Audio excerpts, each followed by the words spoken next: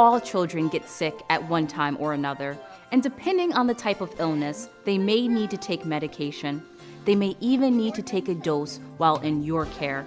So let's take a closer look at what you need to do when a parent arrives at your program and asks you to give medication. The first thing you'll want to check is that the medication is labeled with the child's first and last names. For prescription medication, make sure the pharmacy label is attached to the container and that you can read the instructions.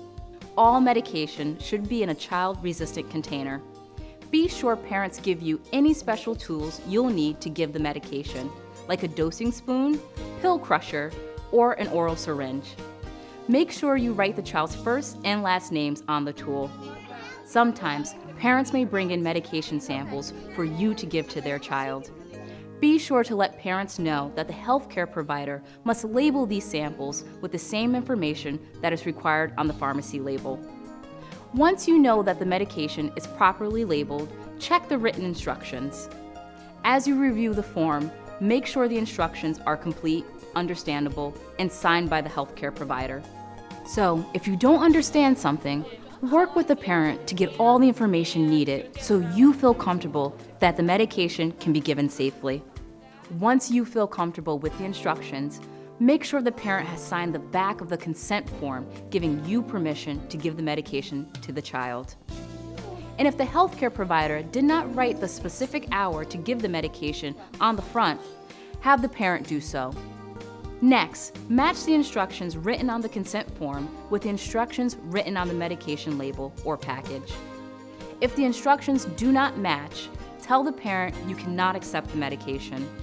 There is one exception. Sometimes the child's doctor may decide to change the medication dose, and the pharmacy won't fill a new prescription until the current medication has been used. In this case, the new healthcare provider's instructions won't match what's written on the pharmacy label. The healthcare provider must write on the consent form a date when the parent must give you the pharmacy label that matches the updated instructions. The parent must supply the updated pharmacy label by the date written, or the consent form is no longer valid. Your program also needs to let staff approved to give medication know verbally and in writing that the instructions on the pharmacy label do not match the instructions the healthcare provider has written.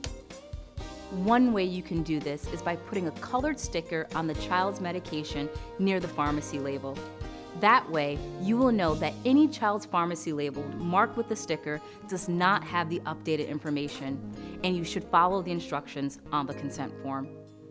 Now that you have all the information you need from the parent, fill out the child daycare program section on the consent form and tell the parent you are agreeing to give the medication. Then put the medication away immediately. Finally, fill out a new log of medication administration and file the log with the consent form. You can see why it's so important to spend time with the parent confirming you have all the information you need so you can safely give the medication. And remember, it's important to make sure that not just you, but everyone accepting medication in the program knows these requirements. Now that you know the requirements for giving medication, here's how you can fit this into your day. Every day before the children arrive, review each child's written medication consent form. This will allow you to see what time you'll give the medication throughout the day, remind you of what symptoms you should look for when a child may need medication, and make sure the consent is not expired. Sometimes more than one child needs medication during the day, so you might find it helpful to write down the times that each child needs their dose right on your daily schedule. Also, check the medication itself every morning to make sure it isn't expired and to check the amount of medication that is left. Doing this puts you in the know so you can give parents enough time to get new consents or medication if necessary. You'll need to think about where in your program you plan to give medication. A safe area should be clean, well lit, and a place where you can provide adequate supervision and be near all the supplies you'll need to give the medication. Remember, it's very important to plan, but you also need to be flexible once the children arrive at your program because you may need to adjust your plan. For example, the parents may arrive and let you know there is a change in the dose of medication or the medication is discontinued.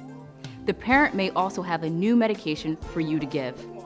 By taking the time to make sure you have all the information you need to give the medication safely, you'll be able to plan for the medication needs of the children in your program.